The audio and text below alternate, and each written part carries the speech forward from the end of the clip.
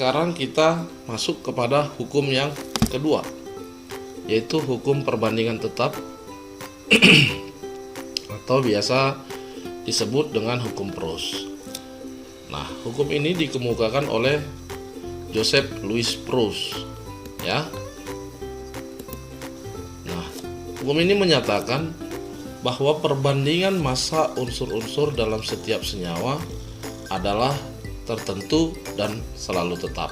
Sekali lagi, perbandingan massa unsur-unsur dalam tiap senyawa adalah tertentu dan selalu tetap. Nah, dengan kata lain, jika ada suatu senyawa murni, nah pasti akan terdiri dari unsur-unsur yang sama yang tergabung dalam perbandingan tertentu di dalam senyawa itu. Nah, kita ambil saja contohnya air, ya, air. Nah, air kita lihat di sini rumusnya adalah H2O, tersusun dari 2 atom H dan 1 atom O. Nah, pelajaran terdahulu kita sudah mengetahui bahwa ARH itu adalah 1 dan ARO adalah 16. Ya. Maka satu molekul H2O akan mempunyai massa sama dengan 18. Nah, di dalam H2O, massa H dibanding dengan massa O itu akan sama dengan 2:16. Atau kalau kita sederhanakan 1:8. Nah, inilah perbandingan massa H dan O di dalam molekul air. Nah, begitu juga dengan senyawa-senyawa lain tentunya akan memiliki perbandingan tertentu dari dari unsur-unsur penyusun senyawa tersebut. Nah, di sini boleh kita katakan bahwa air itu terdiri 1/9 massa hidrogen dan 8/9 massa oksigen. Dari mana 1/9-nya? Ini 1 tambah 8, 9. Sehingga kalau kita cari, sehingga 1/9. Nah, untuk O-nya 8/9. Nah, inilah yang menyebabkan air dari manapun asalnya pasti akan memiliki perbandingan, ya, antara atom H dan O yang tetap. Mau ya airnya dari gunung, mau air dari laut, mau air dari sumur, atau dari daerah manapun asalnya, perbandingan antara H dan O di dalam air akan selalu 1:8. Oke, mari kita perhatikan contoh supaya kita lebih memahami bagaimana hukum Proust tersebut. Nah, di sini ada tabel, ya, yang memuat gas hidrogen direaksikan dengan oksigen membentuk air. Nah, kita lihat. Nah, ketika 1 gram hidrogen direaksikan dengan 8 gram oksigen, maka akan dihasilkan 9 gram air.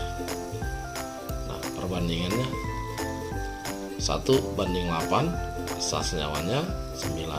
Nah, ini memenuhi hukum Lavoisier juga, ya. Nah, kemudian 1,5, ya, gram hidrogen direaksikan dengan 12 gram oksigen, hasilnya 13,5. Jadi tetap memenuhi 1:8. Nah, bagaimana kalau ada yang lebih direaksikan dan ada yang kurang? Nah, kita lihat di sini. Nah, di sini 2,5 gram gas hidrogen direaksikan dengan 22 gram gas oksigen. Nah, perbandingannya tadi 1:8. Yang benar itu 1:8, seharusnya 2,5 bereaksi dengan 20. Nah, di sini di reaksi yang ke-5, 2,5 direaksikan dengan 22. Nah, apakah semuanya akan dihabiskan? Nah, tentu tidak. Hasil reaksi juga akan memenuhi hukum Proust tadi, bahwa setiap unsur akan menyusun suatu senyawa dengan perbandingan tertentu.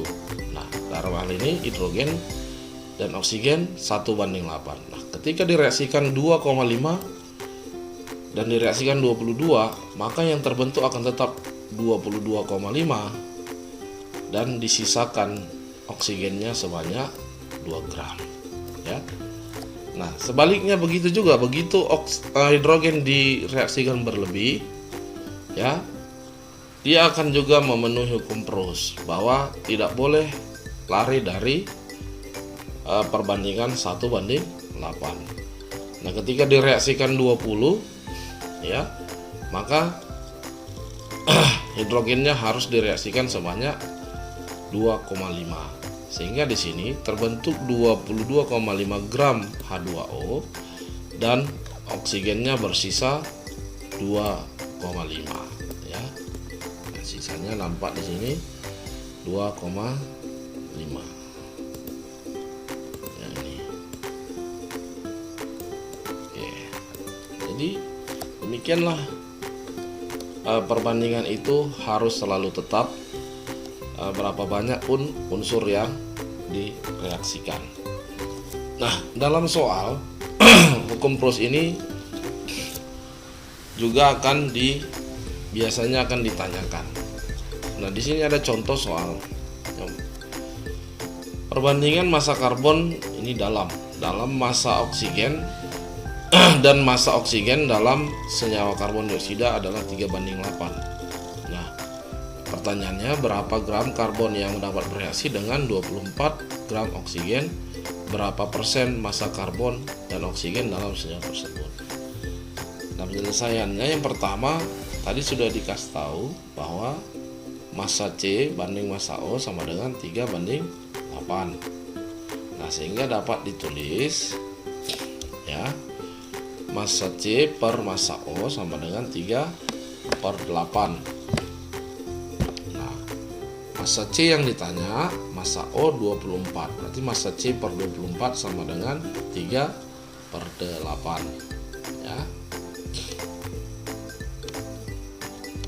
Nah, ini massa C 3/8 kali massa O. Berarti massa C sama dengan 3/8 kali 24 sama dengan 9 gram. Jadi massa C yang diperoleh adalah 9 gram. Dia harus selalu memenuhi perbandingan 3:8. Nah, berapakah persen massa ya? Persen massa C dan persen massa O. Berapa persen C di dalam CO2 tersebut, berapa persen O di dalam CO2 tersebut. Nah, kita lihat. Nah, kita misalkan zat itu kan seluruhnya 100% ya. Ketika ada perbandingan 3:8 ya, seperti di atas ini tadi, bahwa massa C sama dengan 3/8 ya, kita dapatkan 9 gram. Nah, di sini perbedaannya bahwa kita jumlahkan perbandingannya seluruhnya karena dia 100%. Persen massa C sama dengan 3/11 kali 100%. Diperolehlah 7,27%. Nah, persen massa O sama dengan 8/11 dikali 100% ya, dapatnya 72,72%. Nah, kita lihat dari contoh perhitungan tersebut ya, pada hukum Proust atau hukum perbandingan tetap, kita akan menemukan satu rumus ya, yaitu bahwa persen unsur dalam senyawa itu akan sama dengan ya, jumlah unsur. Nah, jumlah unsur ini artinya jumlah berapa berapa unsur yang ditanyakan itu di dalam senyawa itu. Misalnya tadi H2O.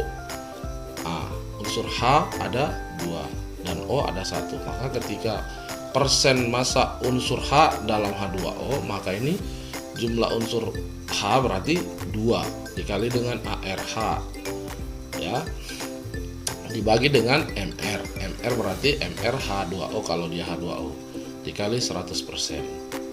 Nah, itulah kalau kita mencari persen unsur dalam senyawa. Nah, sekarang kita akan menentukan massa unsur dalam senyawa. Nah, sama saja caranya.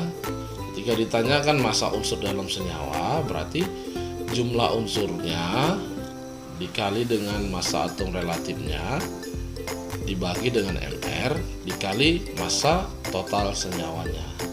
kalau misalnya H2O-nya tadi 100 gram, ya berarti kalau ditanya berapa massa H dalam H2O, berarti H-nya 2 dikali 1 di sini, airnya 1 per MR 18 dikali 100, berarti 2 per 18 kali 100 gram ya.